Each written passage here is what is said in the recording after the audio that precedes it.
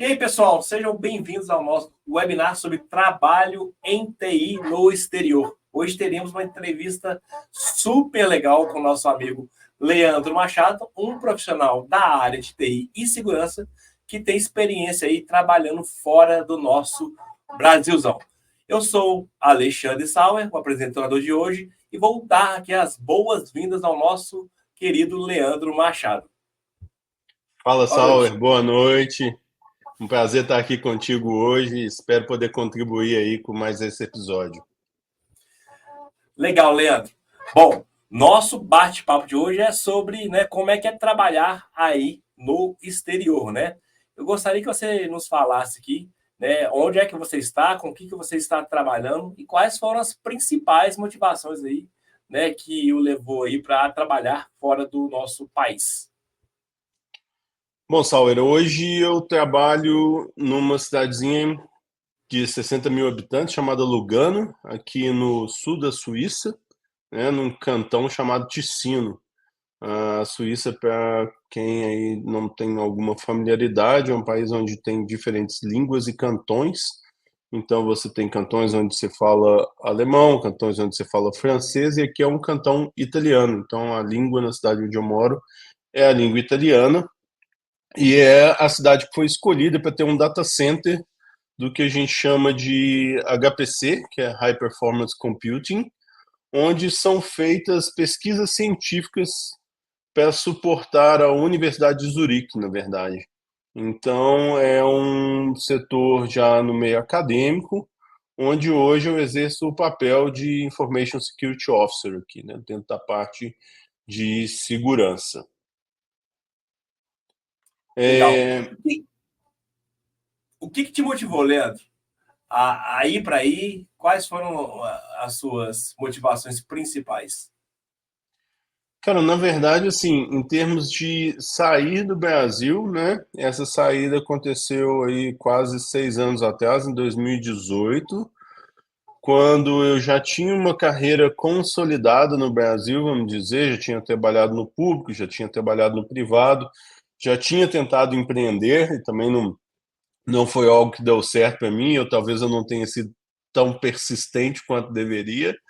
E em um momento eu entendi que, assim, estando solteiro, sem filhos naquele momento ali, é, seria uma experiência que talvez eu não tivesse, porque eu não fui, por exemplo, um adolescente ou uma pessoa que teve uma oportunidade de fazer um intercâmbio quando mais novo. E eu, durante muito tempo, estudei inglês em aulas particulares e nunca tinha tido exposição fora para poder aprimorar, para correr atrás disso.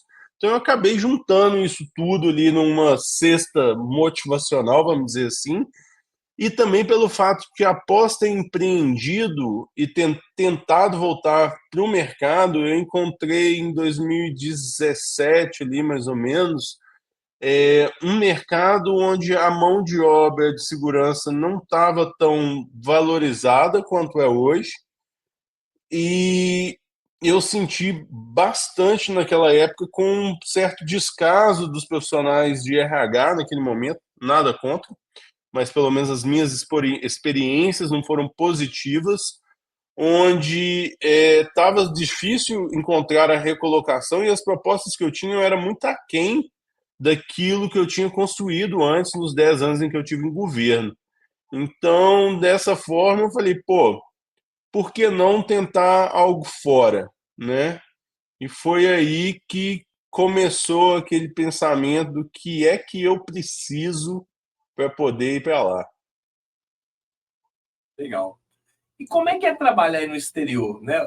Me fala um pouquinho sobre o ambiente de trabalho, né? É muito diferente do ambiente aqui do Brasil, sobre as pessoas, a cultura organizacional.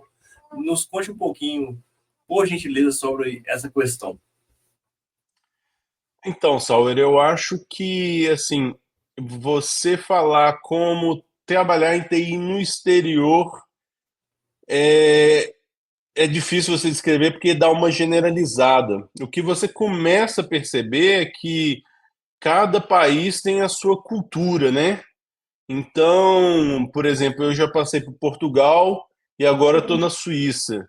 Então, mesmo estando mais ou menos aqui numa região europeia, apesar da Suíça não ser parte, né, da União Europeia, você ainda vê culturas diferentes. Dentro da própria Suíça, aqui, se você vai para um cantão italiano, para um cantão alemão e para um cantão francês, você vê essas regionalidades. Mas alguns pontos comuns que eu consigo observar é muito com relação à parte dessa relação trabalhista. Há uma flexibilidade maior, sabe? Vamos dizer assim, lá, tocando em miúdos, não há uma sensação muito escrava, vamos dizer, do trabalho. As pessoas prezam muito pela qualidade de vida, sabe? Nesse ponto daquilo que se chama, né, work-life balance. Então, de você ter uma vida pessoal e uma vida profissional que convivem ali em harmonia entre si. É claro que isso pode variar de profissão para profissão, ou até mesmo de acordo com o empregador, né, e com as urgências ali, mas de uma forma geral é algo que eu vejo que é uma das maiores diferenças. E tem também uma questão que eu acho sensacional, que é o fato da diversidade. Quando você vem, seja, por exemplo, no meu caso, ou em Portugal ou na Suíça, ou acredito que em vários outros países da Europa, através de conversas que eu tenho com outros profissionais brasileiros, a gente tem um grupo de profissionais brasileiros trabalhando aqui fora e a gente troca muita figurinha a respeito disso, é a questão da diversidade. Então, você, além de estar inserido numa cultura diferente da do seu país, que vai te permitir aprender e te traz também bastante flexibilidade com relação a aprender a se colocar no lugar do outro, aprender a enxergar com uma nova lente, um novo ponto de vista e se tornar uma pessoa mais flexível, vamos dizer assim, não só no ambiente de trabalho, mas também na vida pessoal como ser humano. Isso acaba refletindo no seu aprendizado. Você começa a conhecer mais do mundo, cara, porque você vai trabalhar com um espanhol, você vai trabalhar com um búlgaro, você vai trabalhar com um indiano, e você vai se relacionar com essas pessoas no ambiente de trabalho e vai acabar aprendendo um pouco dessas culturas diferentes, mesmo que você esteja fisicamente em apenas um país. Então, isso para mim é um ganho não só profissional, mas como uma vantagem imensa na formação do ser, sabe? Você não é comparando, não, mas você consegue nos dizer quais são as vantagens aí de se trabalhar no exterior, né, quando se comparado ao Brasil? Se é que existe, né, se você consegue mapear? Cara, tem, vamos dizer, tudo na vida tem os prós e contras, né? Então, assim, tem uma diferença que é muito nítida, que já começa no formato de contratação, né? Aqui, geralmente, você tem, por exemplo, no Brasil, você tem carteira de trabalho, tem fundo de garantia, né? Esse tipo de coisa que não é uma coisa natural da Europa, pelo menos eu desconheço. O que você tem é o chamado trabalho com termo, né, nos termos do português de Portugal, né, e o trabalho sem termo, que é o com termo. Normalmente é onde você vai estabelecer, por exemplo, um contrato de trabalho no prazo de 12 ou 24 meses, e ao final disso se decide se você vai renovar ou não para passar para um trabalho sem termo. Mas isso não quer dizer que necessariamente seja assim. Você pode ser contratado já no primeiro processo com um contrato sem termo, que é onde, teoricamente, a empresa, para poder te demitir, teria que ter ali uma justa causa, que não é uma prática muito comum, entendeu? É uma coisa, numa comparação bem rasa, comparada um pouco com não o servidor público, mas o empregado público no Brasil, como nas autarquias, onde ele pode ser demitido? Sim. É uma prática? Não. Existe uma referência com o servidor público e ali não é algo que é praticado. Então, assim, a não ser que a pessoa pratique um crime ou uma coisa completamente sem noção, isso não vai acontecer. E se acontecer, geralmente isso vai envolver uma negociação onde vão te trazer alguns benefícios, como se fosse aí o fundo de garantia que você teria direito ali, ou algum incentivo para que aquela relação não vá para um litígio e possa ser desfeita ali contratualmente de uma forma que é um ganha-ganha e todo mundo sai de boa, vamos dizer assim. Show de bola. Tem algumas Bom, outras coisas que eu acho que essa que eu já falei com relação à harmonia, né, entre trabalho e vida pessoal.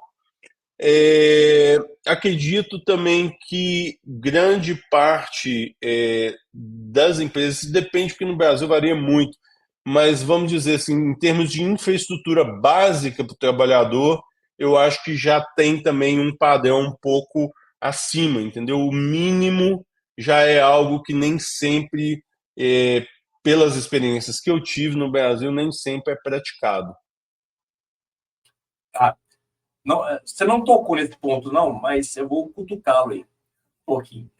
Com relação às questões relacionadas à remuneração e qualidade de vida, você vê vantagens também? Isso vai depender muito do mercado em que você está.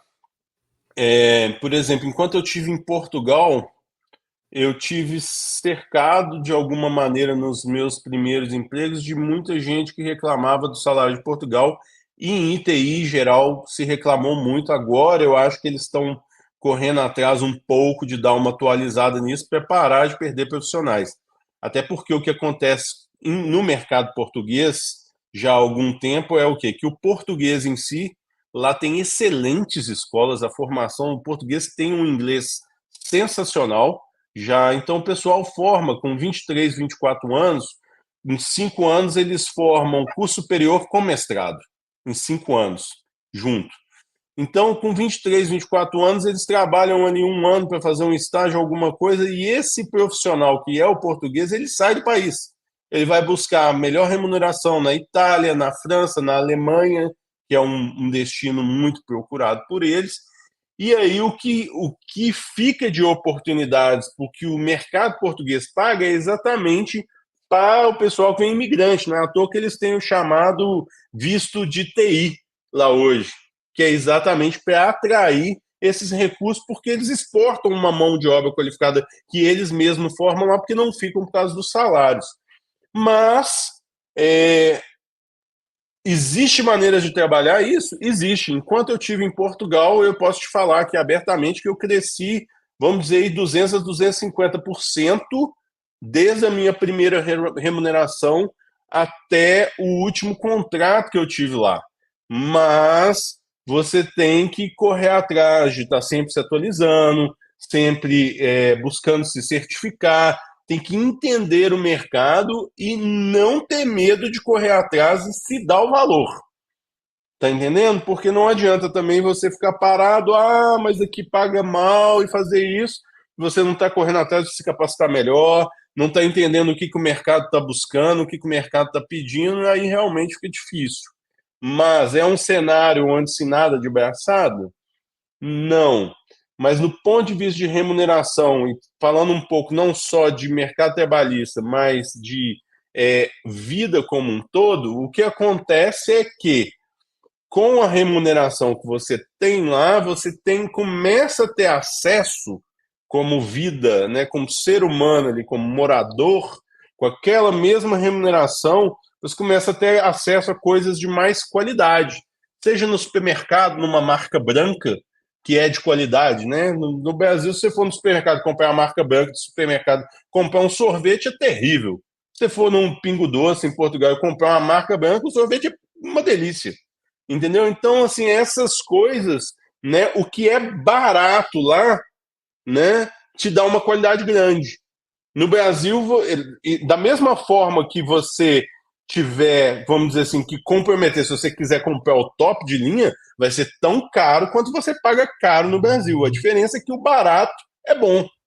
Então, É, isso te ajuda a equilibrar no mercado onde talvez não te pague tão bem, a ter uma qualidade de vida que já é um diferencial, tá entendendo? show de bola. Bom, como nem tudo são flores, vamos bater um papo aqui, né? Abordar sobre alguns desafios aí na Tem um sua. último ponto, Sauer, que eu pulei aqui, mas que também é muito interessante Diga lá. dessa parte das vantagens, que é o seguinte: por exemplo, vou citar mais uma vez o exemplo de Portugal. Existe, se eu não me engano, até por lei, um percentual de investimento que as empresas precisam fazer no desenvolvimento e capacitação do funcionário por ano. Então, assim, existe uma preocupação muito grande de que você continue se desenvolvendo. Então, aquela questão de pedir verba para treinamento e esse tipo de coisa é um assunto corriqueiro, é uma coisa natural e que ela tem que acontecer. Não é um favor que a empresa está te fazendo, como às vezes a gente fica aquela coisa meio parecendo ali no Brasil que, né, tu tá ganhando ali vamos dizer assim, um bônus esse. Não, aquilo ali é só uma maneira de manter uma relação saudável entre o empregado e o empregador, onde ele continua investindo em você e você continua entregando valor. Show. Bom, eu não vou usar a palavra desvantagem, não. Vou usar desafio. Acho que cai melhor aqui nesse nosso bate-papo. Quais são os desafios aí que você enfrenta, né, e enfrentou já nessa sua jornada aí, trabalhando com tecnologia aí na Europa? Ô, Sauer, assim, tem um fator que eu acho que para todo e qualquer imigrante, né, ele é relevante, que é a distância da família, dos amigos, né, essa questão, vamos dizer assim, o lado social, porque nós não somos máquina, né?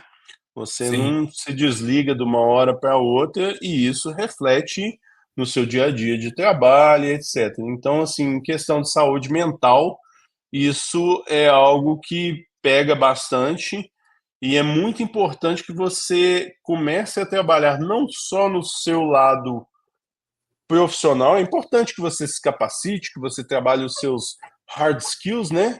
As suas habilidades ali técnicas, vamos dizer assim, mas também é muito importante que você tenha um pouco de autoconhecimento para que você saiba manejar aí esses desafios de estar longe da família, é, coisas que vão acontecer não por causa daquela síndrome, mas eu sou brasileiro no interior, não, porque no exterior, porque você é imigrante.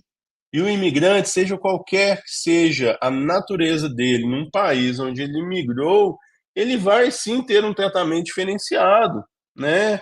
No Brasil aí, às vezes, quando tem alguém da Ásia, etc., não tem uma forma como você geralmente generaliza e chama esse pessoal, e é muito comum você ouvir isso na rua. Então, assim, é algo que acontece, né? Não há como falar assim, isso não existe. Mas há não formas. deveria, mas acontece, né? Só que quando você muda, pelo menos assim, eu posso falar por mim, né, pelo Leandro, existe uma coisa no começo que é você conseguir entender quando isso realmente está acontecendo, né, a espécie de preconceito, ou quando é você que está ali meio dodói daquela coisa, acabei de mudar, tô longe da família que está aqui. Então, saber diferenciar isso é uma coisa que vai vir com o tempo, sabe? Que você vai aprender e tal. E nessa mesma medida você vai conhecer colegas de trabalho onde você vai começar a estabelecer relações sociais e aí essas coisas, vamos dizer assim, lubrificando esse aspecto e a coisa vai ficando mais leve, né? E é outra coisa que também vai variar de país para país, né? Se você vier, por exemplo, para a Suíça, no trabalho as pessoas vão ser extremamente polidas e receptivas com você, mas ele é seu colega de trabalho, entendeu? Ele não vai te chamar para jantar ou almoçar na casa dele no dia seguinte. Então, é saber perceber também as características de cada cultura para você poder navegar isso daí. Do ponto de vista profissional, tem uma parte que é muito desafiadora, que é o seguinte: é, vou dar como exemplo aqui a minha trajetória de carreira, né? Antes de buscar empreender no Brasil, eu passei 10 anos em governo, onde nós trabalhamos juntos, tivemos aquela grata oportunidade. Te agradeço por tudo que eu aprendi com você. E entrei para um projeto de 3 anos e saí 10 anos depois, onde eu tive a oportunidade de exercer pela primeira vez a função ali de diretor de infraestrutura e também estar à frente da área de segurança da então Prefeitura de Belo Horizonte ali, né, no papel da empresa de TIC que exercia essa função. Quando eu mudei para Portugal, né, eu precisei dar um passo atrás. Eu vim como Senior Engineer, Security Engineer, para trabalhar lá pegando ticket na fila, né? Vamos falar assim de maneira clara. E você precisa se reafirmar. Então você vai gastar ali uns 3 a 4 anos para restabelecer a confiança do mercado no seu nome. Então, tudo aquilo que você construiu vale. No momento da entrevista ali e tal, as certificações são internacionais, tal, isso vai contar. Mas para você realmente despertar a confiança das pessoas e começar a fazer carreira novamente, você meio que recomeça, tá? Então, eu já vi um artigo um dia de um cara desabafando sobre isso no LinkedIn e eu me identifiquei muito, porque exatamente, ele falou, cara, os primeiros 4, 5 anos, você vai reconstruir a sua carreira nisso daí, né? Uma questão que até de desafio, que eu vou falar até mais no sentido de desmistificar. Quando eu estava no Brasil, fiz muita entrevista na época em que o pessoal pedia o inglês, né? Na época, o meu inglês realmente era terrível, talvez hoje nem seja tão bom assim, mas eu via que no Brasil se cobrava um nível de inglês que eu não vejo toda aquele requisito aqui fora. O que as pessoas querem aqui de você aqui fora você é capaz de comunicar, você é capaz de conduzir uma reunião, você é capaz de apresentar um produto, você é capaz de explicar um projeto. Eles querem que você transmita a informação. Ninguém está te cobrando a perfeição, até porque a maioria do seu time é cada um de um lugar. E o que eles estão trazendo são habilidades distintas, não um inglês perfeito. Então, isso é uma coisa que eu acho que é importante desmistificar muito para o pessoal que é do Brasil, que tem aquela visão de que o inglês tem que ser completamente perfeito para aqui fora. Olha, você vai pensar nisso aí se você quiser fazer um mestrado. Aí você vai ter que fazer um IELTS, um TOEFL da vida, são outros 500, mas para o mercado profissional é algo que eu acho que não tem toda essa exigência. Super legal os seus relatos aí. E aqui, para quem nos assiste aí, está pensando aí em seguir os seus passos, né, de trabalhar fora, tal, quais são as dicas, né, ou conselhos que você consegue dar para esse nosso público? Cara, eu vou falar algo que ela tende a ser mais para a área de segurança, que é onde eu me especializei, mas que eu acredito que se aplica para TI de uma forma geral, né? Seja para desenvolvimento, seja para gerenciamento de projetos, seja para infraestrutura, cloud, por aí vai. Como que eu vim parar aqui, né? Um pouco do que a gente já falou lá atrás, mas para entender como eu me preparei. Eu entendi que haviam certificações da área de segurança que eram conhecidas, que eram reconhecidas internacionalmente, como do ISC Square, do ISACA, né, o próprio EC Council, essas várias instituições que tem essas certificações reconhecidas internacionalmente. Então, o que eu fiz? Eu já tinha exercido o papel de gestor de segurança da informação, e, pô, deixa eu me certificar nisso, de forma que eu tenha aqui, vamos dizer, uma carteira de motorista internacional nisso, né? Então foi onde eu fui pela certificação SISME, e aí, cara, eu comecei ali, como o meu objetivo não era conseguir uma vaga de CISO novamente na Europa, mas conseguir algo que me habilitasse a vir, eu, eu listei todos os países da Europa e comecei a procurar tudo que era Easy Apply no LinkedIn por vagas que tinham como pré-requisito a certificação que eu tinha tirado. Por quê? Porque ele estava pedindo a carteira de motorista que eu tinha, né? Vamos dizer assim. Então, e aí eu fui aplicando e tive a grata surpresa de ter um projeto em Portugal que estava montando o primeiro Security Operations Center em Portugal para trabalhar para a indústria automobilística alemã, que é uma prática comum, eles terceirizam serviço de TI para Portugal porque a mão de obra lá é mais barata, né? Então, e eu já tinha experiência tanto com NOC quanto com SOC.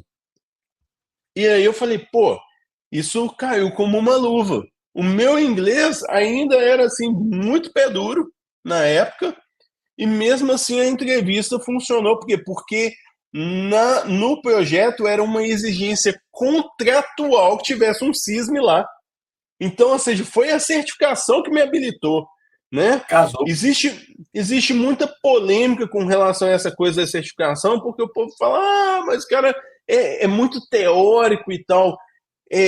Eu acho que é importante o pessoal entender o seguinte, o papel da certificação, pelo menos na minha visão, te manter atualizado, né? É sempre importante você estar aprendendo novas coisas, se manter atualizado e ter aquele conhecimento teórico para que você também, quando vier com o prático, você saiba o que você está fazendo. Isso aí, para mim, é bem óbvio. Mas, mais que isso, a certificação não é para falar que você é o cara foda, não. A certificação, ela vai te ajudar a conseguir a entrevista, meu cara. Ela vai te ajudar a ser chamado para entrevista. Chegar lá é você mostrar, como diz um amigo meu, né? O seu cinto do Batman lá, quais são os skills que você tem ali, né? Ó, eu tenho um bumerangue que eu aprendi, não sei, 2 anos atrás, um projeto de SOC, eu tenho aqui uma outra habilidade, aí você vai tirando aquilo e vai mostrando através da sua trajetória como que você construiu. Mas a certificação ajuda e muito a você ser chamado para esse tipo de entrevista, né? Além disso, a questão da língua é fundamental, pelo menos o inglês, né? Hoje aqui na Suíça, eu te falo que assim, hoje se eu for procurar me movimentar aqui já é mais difícil, porque aqui o pessoal fala 3, 4, 5 línguas, porque no cantão já tem italiano, alemão e francês. Então, as crianças geralmente falam pelo menos 2 dessas línguas, mais o inglês. Então, esse é o mercado de trabalho com o qual você vai competir se você vier para cá. Entendeu? Nos outros países é um pouco mais tranquilo. Então, tem essa questão da língua, as certificações, e aí uma coisa que eu acho que eu aprendi depois de vir para cá, que eu não tive a oportunidade, e que eu coloco aqui como uma dica muito útil para quem quer crescer em carreira, independente de ser por exterior ou não, que é a questão do autoconhecimento. Se conhecer como profissional, né? Existe um teste, né? Existem vários, até gratuitos na internet, mas o que é mais famosinho, assim, vamos dizer, ele chama Discovery Insights. Geralmente, alguns RHs fazem durante o processo seletivo para entender qual que é o perfil do profissional, né? Ele, se eu não me engano, divide você ali em 8 categorias. O cara que é diretor, o que é apoiador, o que é coordenador, né? E cada um tem a sua categoria. E ali ele vai, de certa forma, te mostrar uma espécie de espelho, né? Então, assim, no sentido de qual que é o seu estilo pessoal como profissional, né? Como que você interage com as pessoas? Quais são os seus pontos fortes e fracos? Quais são as barreiras para comunicação eficaz com você e as que você geralmente tem para com o outro? Então, quais são os seus pontos cegos? É você entender como profissional quais são os seus pontos, uma análise SWOT, quais são os pontos fortes e fracos, de forma que você possa desenvolver isso. E se você não tem um mentor ou uma pessoa que possa exercer esse papel, você pode ser o seu próprio mentor, só precisa de um pouco de bom senso, autocrítica, né? Sem se cobrar demais também, porque somos todos humanos, né?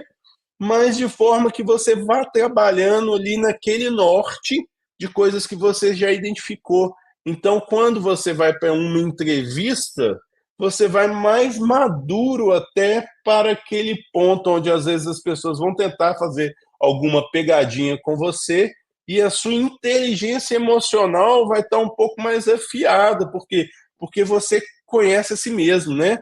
O Mitnick tem aquele livro dele, Know Your Enemy.